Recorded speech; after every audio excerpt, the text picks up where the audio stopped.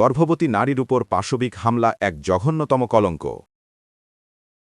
পটুয়াখালীর স্থানীয় জামায়াতে নেতাকে নির্মমভাবে পিটিয়ে গুরুতর আহত করা, অপহরণ এবং তার গর্ভবতী স্ত্রীর পেটে লাথি মারার ঘটনাকে ন্যাক্কারজনক ও বর্বর হামলা উল্লেখ করে গভীর ক্ষোভ প্রকাশ করেছে বাংলাদেশ জামায়াতে ইসলামীর মহিলা বিভাগ।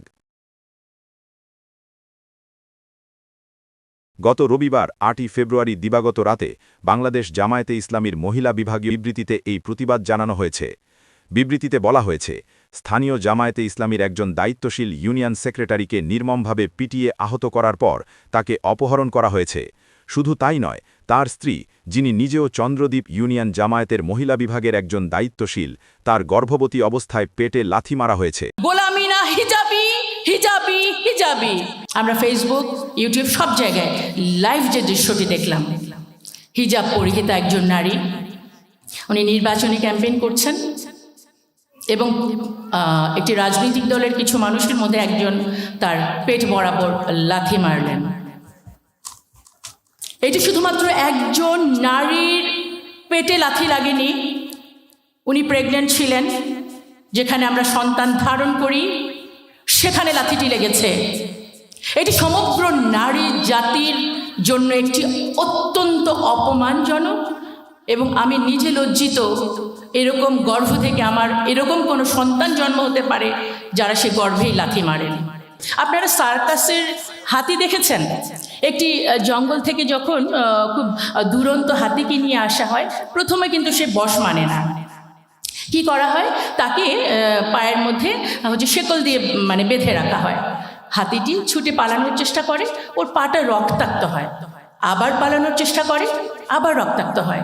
এভাবে করে তার মধ্যে একটা আত্মবিশ্বাস জন্মে যে সে আর কখনো এখান থেকে বের হতে পারবে না। সুতরাং তারপর সেই নর্মাল যেই সার্কাসের যে তাঁবুগুলো দেখেছেন, কেমন পাতলা কাপড় দেয়া বাঁশের মধ্যে লাগানো, একদিন সেই তাঁবুতে আগুন লাগলো, সবাই যার যার মতো পালিয়ে গেল।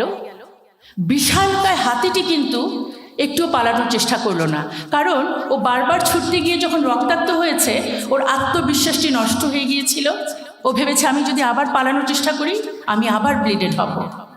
সেই বিশালকার হাতিটি আত্মশক্তি নষ্ট হয়ে যাওয়ার ফলে, তার আত্মপরিচয় নষ্ট হয়ে যাওয়ার ফলে পুড়ে মারা গেছে। সেজন্য আমি বলতে চাই, আমরা হিজাব যেহেতু আমাদের শক্তি, আমরা কিন্তু এটাকে আমাদের সামনে, আমরা যেন পুড়ে মারা না যাই, এটাকে শক্তি হিসাবে নিয়েই আমরা বেঁচে থাকতে চাই। এই এতক্ষণ যা বললাম কথাগুলো, এটিকে কয়েকটি লাইনে একটু অন্যভাবে বলি। হিজাব বা এই ইস্যুগুলো কি শুধুমাত্রই এই লিটারেচারের বিষয়? এটা ফিজিক্স, জিওগ্রাফি বা অন্য বিষয় ডিসিপ্লিনের শিক্ষকরা কি এখানে আসবেন না? একটি প্রশ্ন রাখলাম, বাট শুরু করছি। আলহামদুলিল্লাহ, কোরআনের কোনো আয়াত ব্যাখ্যা না, একটি প্রশ্ন আপনাদের জন্য থাকবে। সেজন্য আহজাবের যে 59 নম্বর আয়াতে যেটা বলা আছে যে, হে নবী, আপনি আপনার স্ত্রীগণকে, কন্যাগণকে এবং মুমিন নারীদেরকে বলুন তারা যেন তাদের চাদরের কিছু অংশ তাদের ওপর টেনে নেয়, এতে তাদের চেনা সহজ হবে, ফলে তাদের উত্ত্যক্ত করা হবে না। লাস্ট লাইনটার প্রতি আপনাদের দৃষ্টি আকর্ষণ করছি, তাদের উত্ত্যক্ত করা হবে না। কে বলছেন? আমার রব। আর আমরা এটাকে চ্যালেঞ্জ হিসেবে নিয়ে নিলাম। আমরা এই সমাজে আমরা কিন্তু হিজাব পরেও উত্ত্যক্ত হচ্ছি এবং পুরো বিশ্বেই মুসলিমদের উপর চলছে নির্যাতন। এবং এই ঢাকা বিশ্ববিদ্যালয়ে হিজাব পড়ার কারণে কত ধরনের দুর্বিষহ অভিজ্ঞতা কত ছাত্রীর হয়েছে সেটা কিন্তু আমরা জানি। এই 24শে জুলাইয়ের পর একটি নতুন বাংলাদেশ দেখব আমরা প্রত্যেকেই ভেবেছিলাম, কিন্তু এই নতুন বাংলাদেশে প্রকাশ্যে এখন নারীদের হিজাব টেনে খুলে ফেলা হচ্ছে। খুব বেশি দিন আগে না, জাহাঙ্গীরনগর বিশ্ববিদ্যালয়ে অ্যাসিস্ট্যান্ট প্রক্টর, তিনি হিজাব পরিহিতা, সবার সামনে তাকে অশ্লীলভাবে অ্যাটাক করা হলো। আমি খুব বেশি দিন আগের কথা বলছি না, আমি শুধু হিজাব না, আমি বিষয়টাকে একটু ইসলামোফোবিয়া, হিজাবোফোবিয়া সেদিকে নিয়ে যেতে চাই। উন্মুক্ত স্থানে কোরআন পড়া যেত না। কি বলা হলো?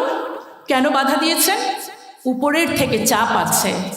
প্রশ্ন করতে চাই, এই অফিসিয়াল উপরকে ভয় পাচ্ছেন, এর ওপর তো আরেকটা উপর আছে, সেখানে কি জবাব দিবেন?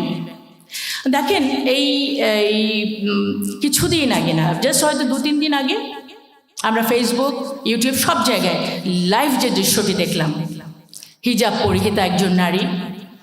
উনি নির্বাচনী ক্যাম্পেইন করছেন এবং একটি রাজনৈতিক দলের কিছু মানুষের মধ্যে একজন তার পেট বরাবর লাথি মারলেন। এটি শুধুমাত্র একজন নারীর পেটে লাথি লাগেনি, উনি প্রেগনেন্ট ছিলেন, যেখানে আমরা সন্তান ধারণ করি সেখানে লাথিটি লেগেছে। এটি সমগ্র নারী জাতির জন্য একটি অত্যন্ত অপমানজনক এবং আমি নিজে লজ্জিত এরকম গর্ভ থেকে আমার এরকম কোনো সন্তান জন্ম হতে পারে যারা সে গর্ভেই লাথি মারেন। এটা শুধু নারী জাতির গর্ভের ওপর লাথি না, এটি গণতন্ত্রের মুখের ওপর লাথি, যেখানে কোনো বাক স্বাধীনতা থাকছে না। আপনারা লিখেছেন হিজাব হচ্ছে কি আমার প্রাইড এবং আমার ফ্রিডম। প্রাইড তো আমাকে প্রাউড করলেন আমার রব, আর আপনারা দুনিয়ার মানুষ এই হিজাবের জন্য আমাকে অপমানিত করলেন, লাথি মারলেন। আর ফ্রিডম কথা বলতে চাইলে কি হচ্ছে সেটি তো আমরা প্রত্যেকেই দেখছি। আমরা এই আন্দোলনের পর আমরা ভাবছি যে কি দেখার কথা কি দেখছি, কি শোনার কথা কি শুনছি। গানে ছিল যে 30 বছর ধরে আমি স্বাধীনতাটাকে খুঁজছি, আমাদের 55 বছর হয়ে গেছে আমরা কিন্তু সেই স্বাধীনতাটাকেই খুঁজছি এবং বুঝতে পারছি না যে কবে পাবো এই ইনসাফের বাংলাদেশ।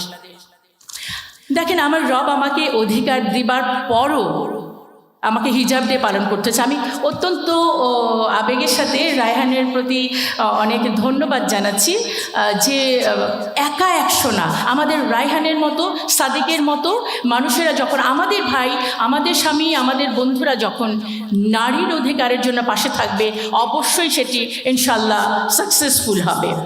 দেখেন, হিজাবটি তো আমার কাছে সেই দিন যেদিন আমার রব বললেন যে পর্দা করতে হবে এবং নারীরা সামনে যে কাপড় পেল সেটা দিয়ে কিন্তু মাথা ঢেকে ফেলল।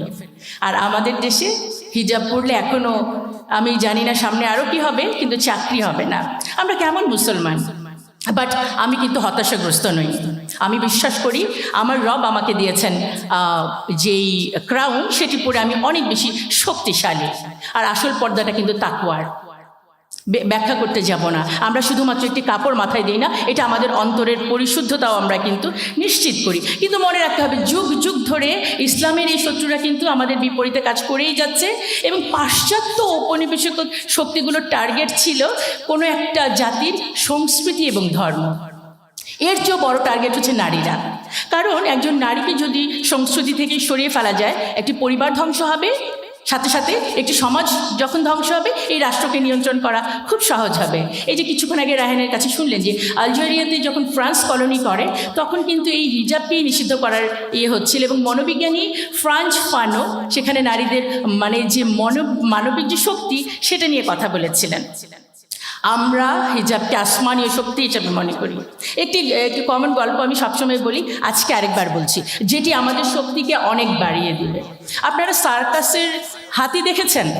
একটি জঙ্গল থেকে যখন খুব দুরন্ত হাতিকে নিয়ে আসা হয়, প্রথমে কিন্তু সে বশ মানে না। কি করা হয়, তাকে পায়ের মধ্যে শেকল দিয়ে বেঁধে রাখা হয়। হাতিটি ছুটে পালানোর চেষ্টা করে, ওর পাটা রক্তাক্ত হয়, আবার পালানোর চেষ্টা করে, আবার রক্তাক্ত হয়। এভাবে করে তার মধ্যে একটা আত্মবিশ্বাস জন্মে যে সে আর কখনো এখান থেকে বের হতে পারবে না। সুতরাং তারপর সেই নর্মাল যেই সার্কাসের যে তাঁবুগুলো দেখেছেন, কেমন পাতলা কাপড় দেয়া বাঁশের মধ্যে লাগানো। একদিন সেই তাঁবুতে আগুন লাগলো, সবাই যার যার মতো পালিয়ে গেল। বিশালকায় হাতিটি কিন্তু একটুও পালানোর চেষ্টা করলো না, কারণ ও বারবার ছুটতে গিয়ে যখন রক্তাক্ত হয়েছে ওর আত্মবিশ্বাসটি নষ্ট হয়ে গিয়েছিল। ও ভেবেছে আমি যদি আবার পালানোর চেষ্টা করি আমি আবার ব্লিডেড হব। সেই বিশালকার হাতিটি আত্মশক্তি নষ্ট হয়ে যাওয়ার ফলে, তার আত্মপরিচয় নষ্ট হয়ে যাওয়ার ফলে পুড়ে মারা গেছে।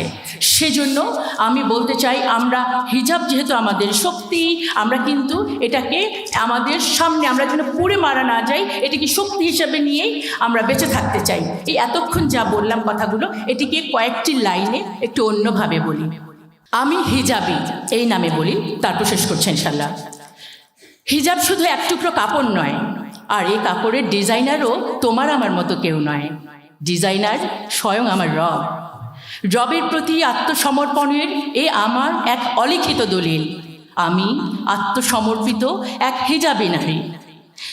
হিজাব দিয়ে ঢাকলাম আমি সৌন্দর্য, তুমি ভাবলে বুদ্ধিশুদ্ধি সব ঢেকেছি, হয়ে গেছি আমি অন্ধ। তাই তোমার পুঁজিবাদী সমাজে দাসদের মতো আমার জন্য অনেক দরজা হলো বন্ধ। তুমি আসলে বুর্জোয়া, তাই আমাকে ভাবছো প্রলেতারিয়েট। শুনতে পাচ্ছেন জনাব কার্ল মার্কস, আপনার ছাত্ররা আমার হিজাবকে বানিয়েছে রাজনৈতিক মুনাফার মূলধন। আর এই হিজাবিদের দিয়েছে সমাজে আরেকটি ক্লাস। ওরা হিজাবি, ওরা ওপেন মার্কেট ইকোনমি কি বোঝে?